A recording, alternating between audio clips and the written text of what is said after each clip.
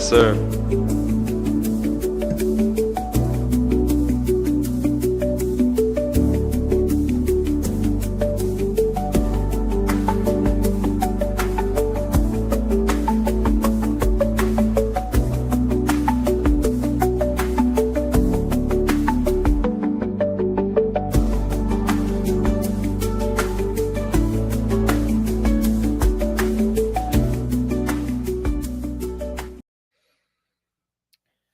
Um,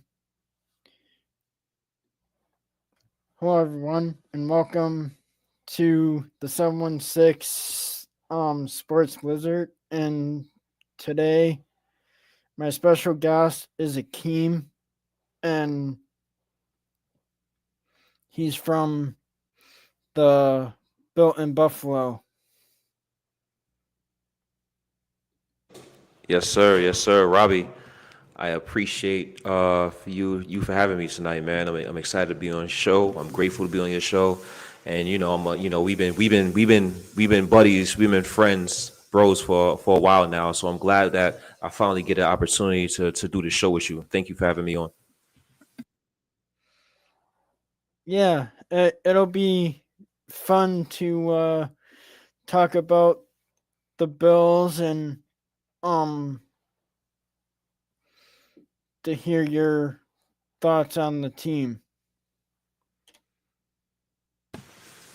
Yeah, absolutely, Robbie. I mean, it's you know, it, our Buffalo Bills. We've been knocking on the door for some time now, for several years now, right? We was fortunate enough to get to the AFC Championship once again against the Kansas City Chiefs. I thought it could have been our year last year, but unfortunately, we didn't get over that hump. We allowed I believe, over 30 points to the Kansas City Chiefs last year. So, what did the Buffalo Bills do this offseason?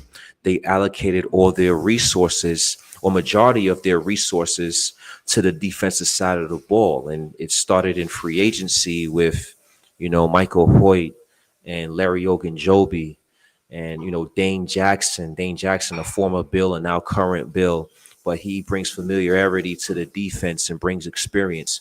We bring back Trey White, which I think was a solid move, because I think in the scheme that Buffalo play, and now that Trey White is possibly healthy, we can get the better version of Trey White again, and it led over to the NFL draft, where we went defense multiple times, especially the defensive front, the defensive line.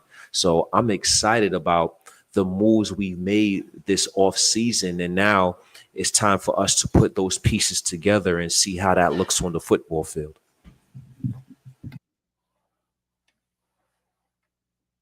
Do you do you think like the Bills like have a good running back room since like James Cook has 1 year left on his contract?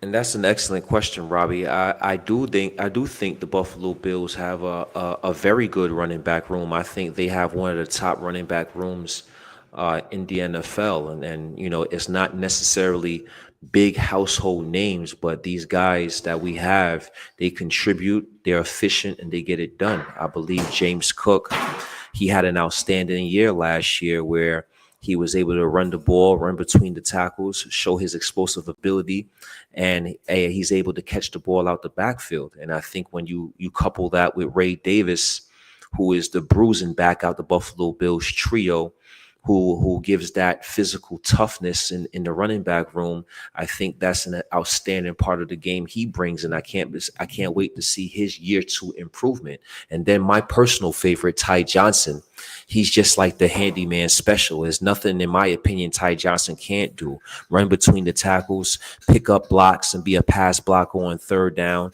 and run routes out the backfield as a running back. So I really love the Buffalo Bills backfield and what they got going on. Um, what's your opinion on the tight ends, like Dawson Knox and Kincaid? I think this is the year where Dalton Kincaid, he's one of those guys that has to step up for the Buffalo Bills in terms of pass catchers. We moved up, the Bills moved up several years ago to go get him. And I think it's in year three. I know he battled some injuries last year. Uh, that was a difficult catch last year against the Kansas City Chiefs where Josh Allen threw that ball up and it hit him in his hands and he dropped it. It was a difficult catch, though. But I think this year he has to take that next step forward. He has to take that next leap. Uh, Coming out of Utah, I believe he had comparisons to a Travis Kelsey, and those are big shoes to fill. And I haven't seen, calling a spade, I haven't seen him fit anywhere near those type of shoes. So this season, I think, is going to be a big season for Dalton Kincaid as an NFL tight end, and I'm hoping he can do big things for us. Dawson Knox is an excellent number two option for the Buffalo Bills at the tight end position. I didn't think he was a number one where you can go to him consistently, but being that Dawson Kincaid is there now and you have Dawson Knox as a number two tight end, I believe that gives the Buffalo Bills some mismatch advantages with those two guys as long as they can execute when their number is called. Um, what are your thoughts on Trey White coming back to the Bills after his injury? I was always a big Trey White fan since he been with the Buffalo Bills, and it was unfortunate that he tore his ACL first, and then he worked hard to come back. He had to battle that mental hurdle as well as the physical hurdle, right? And then when he came back, he tore his Achilles. And I think when you have those type of injuries back to back in back to back years, not only does it messes with your physical ability, it messes with your mental psyche as well. So I believe last year, even though he struggled with the Rams and with the Ravens, I believe it was a good season for Trey White because it proved that he can stay healthy. And now year two, 2 years removed from significant injuries, 2 and 3 years removed from significant injuries, coming back to a scheme that he knows well and he played the best under, I think we can get a better version this year than we got last year from Trey White when he was with the other teams. I'm not saying he's going to be Pro Bowl, All Pro Trey White like he was, but I believe we can get the best version out of him this season with the Bills.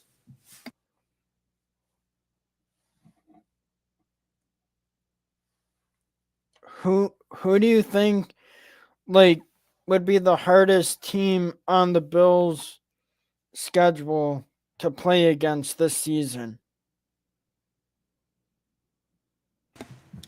Man, the Bills they have a tough schedule, and we have, I believe, the Baltimore Ravens are on that schedule. I believe the Cincinnati Bengals are on that schedule. The Buffalo Bills. I think. Let me, if I can bring up their schedule right quick. I think they have a lot of games that can be tough for the Bills, but I think they're prepared for it as well. We have the type of team that can beat anybody. We showed it last year when we beat the top two teams in the NFL record wise, and the Kansas City Chiefs and the Detroit Lions.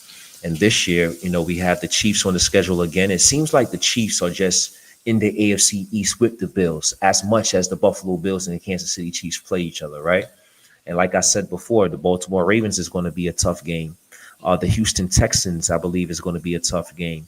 The Philadelphia Eagles are on the schedule as well. The Super Bowl champions. That's going to be a tough game. So I believe they're going to have a lot of games that can be playoff worthy and prime time worthy games. And I'm excited to see the schedule and to see who the Buffalo Bills possibly play on Christmas Day, because I've been hearing news that the Bills playing on Christmas Day can be a possibility. Um What other games do you see the Bills getting this year on their schedule?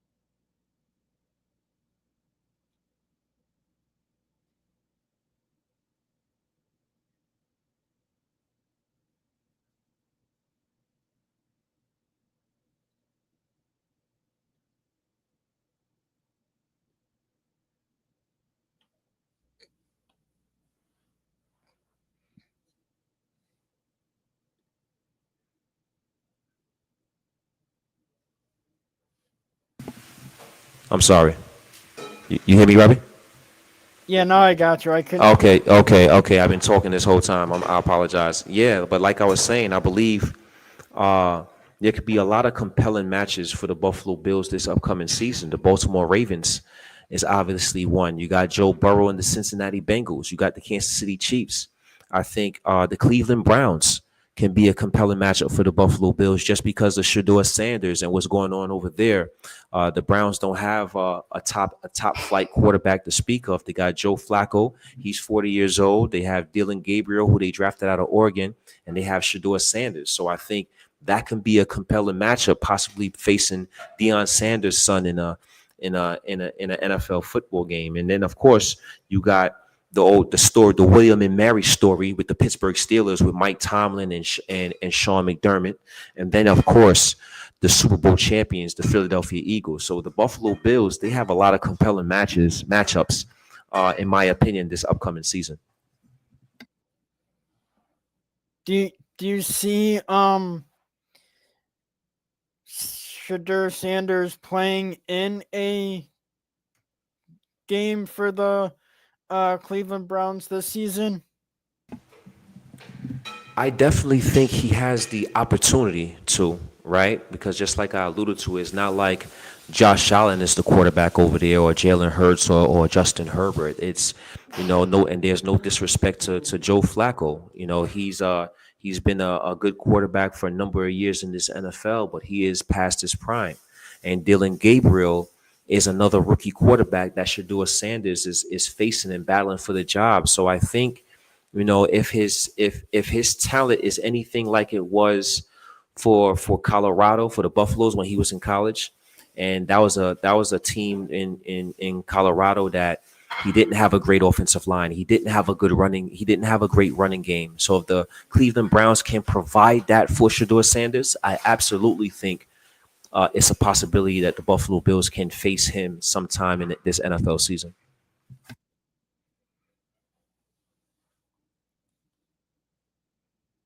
How do you think the Bills will fare against um like Philadelphia or Kansas City?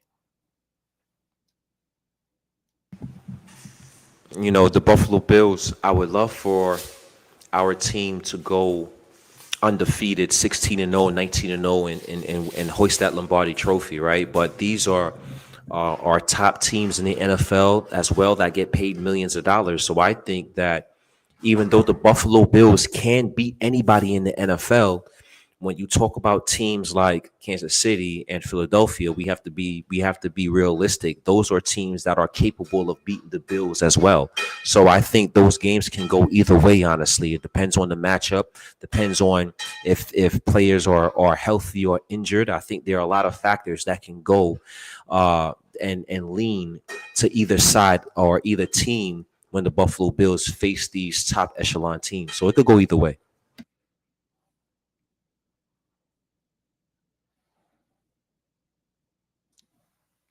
Um what team do you think will be the toughest for the Bills this season? I think the toughest match the Bills will probably have this season is the Super Bowl champions, the Philadelphia Eagles. Yep, the Philadelphia Eagles. I think they're going to be the toughest match for the Bills. If I'm talking about an AFC opponent, then I have to talk about the Baltimore Ravens and what they've done this season. I think they had a whale of a draft. I think they're an outstanding football team. They're well coached. I think they're going to give us some troubles as well. And then if we're talking about in the AFC East division, I think the New England Patriots are going to surprise a lot of people.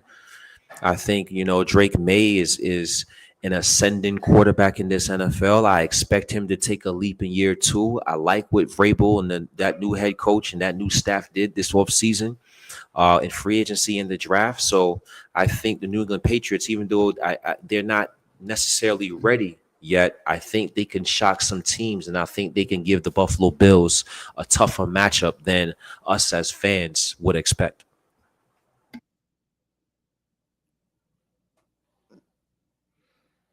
Do you think the Patriots getting Mike Vrabel was a good choice for them to bring him in as their new head coach? I do. I really do. I think first of all, Mike Vrabel is a New England Patriot guy through and through. That's where he played his NFL, most of the majority of his NFL career. Uh, that's where he learned a lot of his principles. He learned through the Belichick way, and that carried over to the Tennessee Titans when he was a head coach over there. When he was there, they built something that was good, and he understands how to win, and he understands roster structure and how to build a roster through the trenches, through the offensive line, through the running game, being physical. And I think he brings all those principles to New England, and he brings a culture that they've lacked last season. And I think that was a excellent move for the New England Patriots. And having money helps as well. They're one of the teams that had a lot of cap flexibility and a lot of room to buy some guys and even overpay some guys because of the cap flexibility they had. So the combination of all those things, I believe, was good for the New England Patriots. And I think they're back on the right path. I still think they're some ways away, a year or two away from really competing, but they're on the right path, on the right trajectory.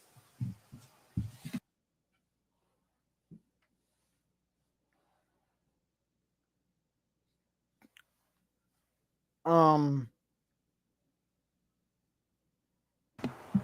do you think the Jets are like a team that would be another opponent to like pay attention to during the season? Absolutely. I think they're a team that, we can't ignore any team, but I think they're a team that, of course, you can't take lightly. Aaron Glenn is the new head coach for the New York Jets, and we don't know what type of head coach Aaron Glenn is yet. These coaches get opportunities. First time head coaches get opportunities because they had success at their prior position, at their prior stop. And him being a defensive coordinator for the Detroit Lions, he did an excellent job. He's going to be physical. He's going to play. He's going to be a guy that's going to play press man, and he's going to be physical to the point of attack. But now that he's a head coach, he's more of the overseer. Now he has to make more decisions, and sometimes coordinators being successful doesn't equate to being a successful head coach. We see it all the time. We've seen it from a guy like Josh McDaniels, so to speak. Josh McDaniels was an excellent offensive coordinator for a number of years for the New England Patriots, but every time that he stepped up to the head coaching role, whether that was the Denver Broncos or whether that was the Las Vegas Raiders, it was it was a different story, a different result in a negative way. So Aaron Glenn, being that he's a first-time head coach, we have to be on a wait and see mode to see how he coaches and see if he understands how to be a head coach and if he can push those right buttons. But I like what they did in the off season thus far. They've given Justin Fields an opportunity to be that guy, and he has a lot of talents. He has some talent, especially with his legs. So I think if they're able to run to his strengths and play good defense and run the ball, I think they can have something going. But again, none of these teams should be on the same level, on the same plateau as the Buffalo Bills. But I think these guys are on the right path in the right direction. We'll see how they perform when the season actually starts. Did you catch Brandon Bean's press conference, or like him on the radio with Jeremy White when they were talking about like the draft and then why they didn't go after a wide receiver? Yeah, I did see that actually, and it was something to see, right? Brandon Bean, he went on a rant, and I guess he was sick of hearing the noise about not adding a wide receiver to the offense. And I think both can be true. I know the Buffalo Bills, they signed Elijah Moore, and I always liked Elijah Moore ever since college when he came out of Ole Miss. I just don't think he was with the right organization to have the right opportunity to be successful. We'll see what happens with the Buffalo Bills. But I think both can be true, to be honest with you. I think fans, I know the Buffalo Bills scored 30 plus points last season in a lot of games, but this season is a new season. And sometimes you want to add different wrinkles and add different components to your game because now Joe Brady has yet another year of film out there for the NFL world to see with the same players. So uh, defensive coordinators are going to be more prepared to face this group. Now, I can't ignore the signing of Joshua Palmer. We'll see what type of presence he provides. He's getting a pretty significant number, 3 years, $36 million, about $12 million a season. So we're going to see how much he can produce in the Buffalo Bills offense. But also, I think Brandon Beane was absolutely right. You want to be able to stop these guys, stop Lamar Jackson and Patrick Mahomes and Jalen Hurts. And if you want to hoist the Lombardi trophy, you're going to have to play defense, and you're going to have to play defense on a high level. And the Buffalo Bills consistently giving up 30 points in the playoffs when their staple should be defense because their head coach is a defensive guy. That is unacceptable. So we have to do things to get better on that side of the ball and allocating most of our resources to do so. We hope that this can be the fix. And I think a lot of pressure is going to be on defensive coordinator Bobby Babish to call and execute the right defensive plays to get these guys in the right position to make the play. Otherwise, he could possibly be the scapegoat if we're having struggles on defense yet again. Because Brandon Beane did his job, right? You want to fix something, we're going to go and get the guys to fix it. Now the coaches have to do their job and implement the right scheme and the right play calling to be successful. Do you think like um the Bills can now have like a running game in the red zone um with James Cook in the backfield instead of running Josh Allen? I think absolutely. I think everybody is going to be a part of that running game in the red zone, including Josh Allen. Just because of his body and his presence, and he's just a physical force of nature, being 6'5", 240 pounds. You know, I know Sean McDermott. He isn't a fan of the tush push, but I believe that he's definitely a big proponent to the run game.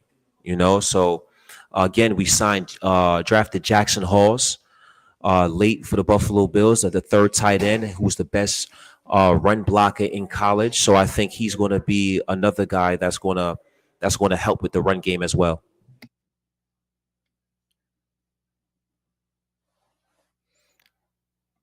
How do you think like the rookie tight end that we just drafted is going to fit in with the Buffalo Bills on the offense?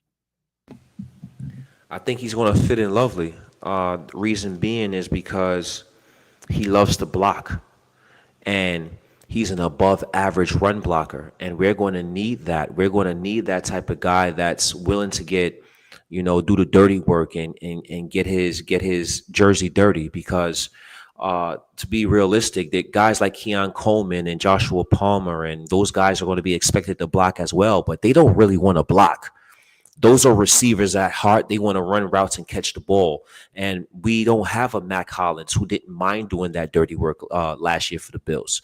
So a guy like Hawes that's willing and able and finds it fun to do the dirty work is going to be crucial to the Buffalo Bills run game. So I think he's going to get significant snaps in certain run situations and possibly even the red zone for the Buffalo Bills.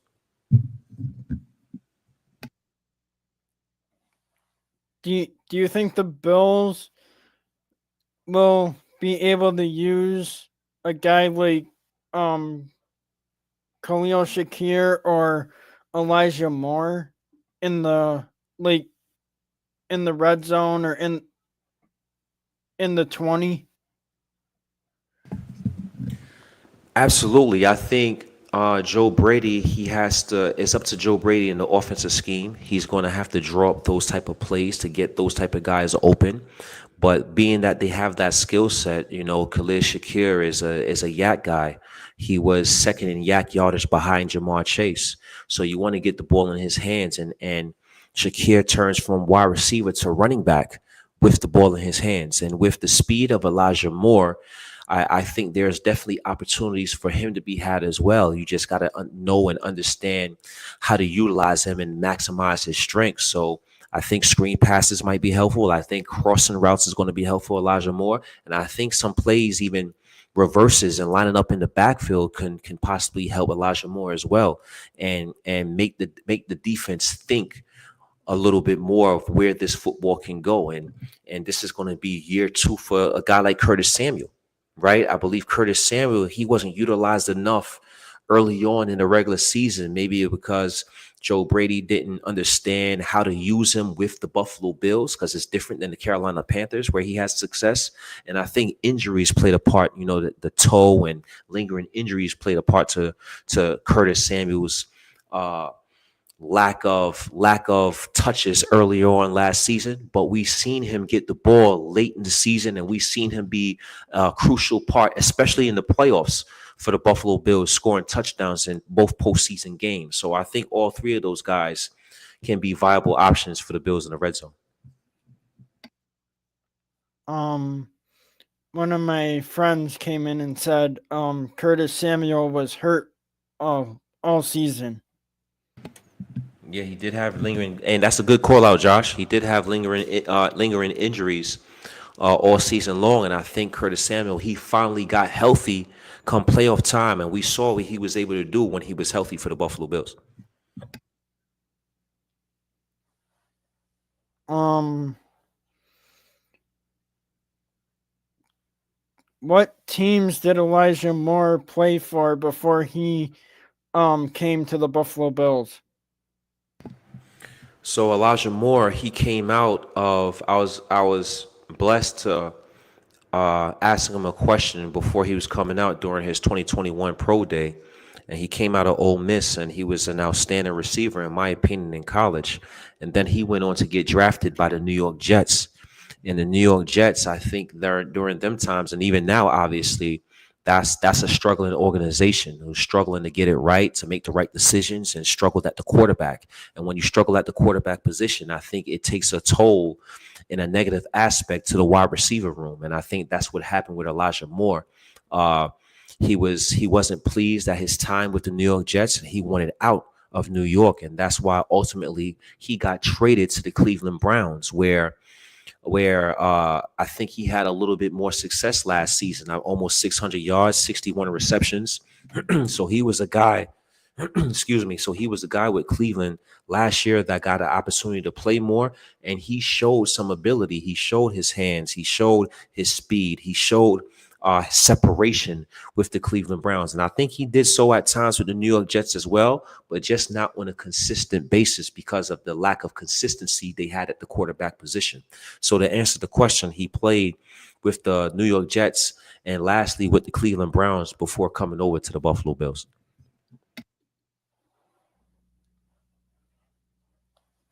Um,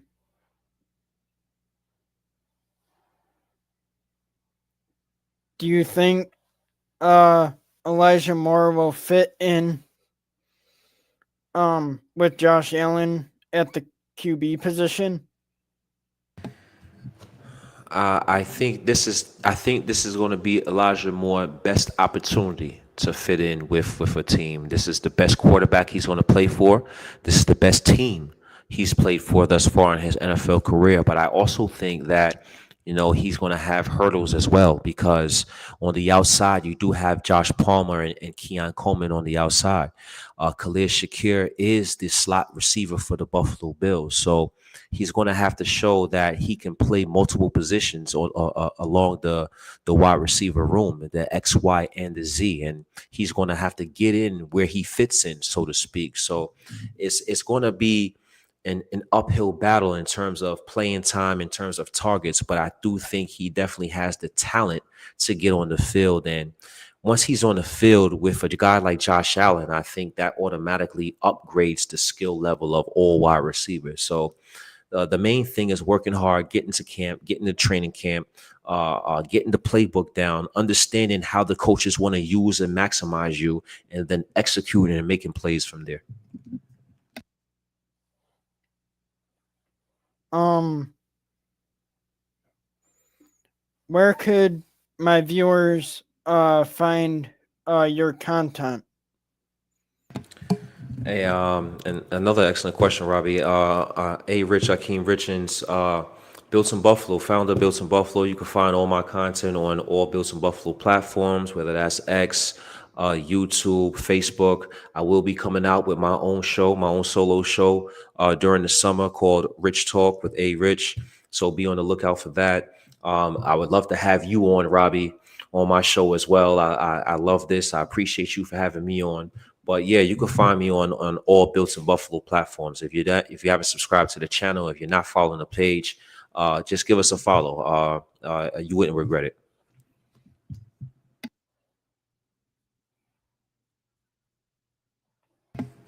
Hey Josh, I found a new friend in you, Josh. I appreciate the feedback as well, man. Good stuff from you as well. Thank you as well, Josh. Appreciate you. Yeah.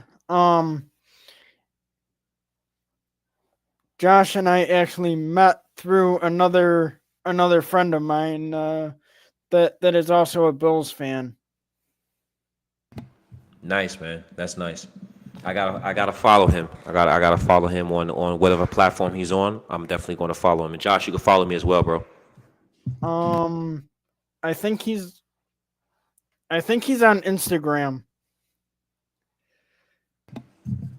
That's awesome. Okay, I'll look for him, or you can give me his link, and I'll definitely follow him.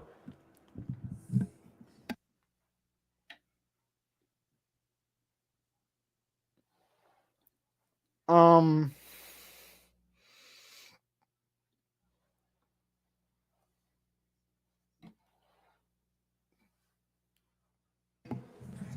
You got anything else for me, Robbie?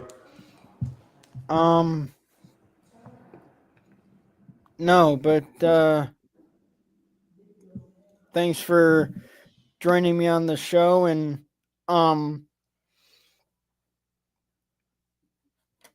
I'm on X and Instagram. So Yes, sir, and I appreciate you for having me. Now, I apologize for the little turbulence earlier I had on the show. My kids running around to get ready for school in the morning, so they're preparing to go to bed, and now you hear my dog. So I apologize for the turbulence earlier, but I appreciate you for having me on. And Robbie, we definitely have to do this again, bro. I definitely want to extend my invite to invite you on my show when I do debut it.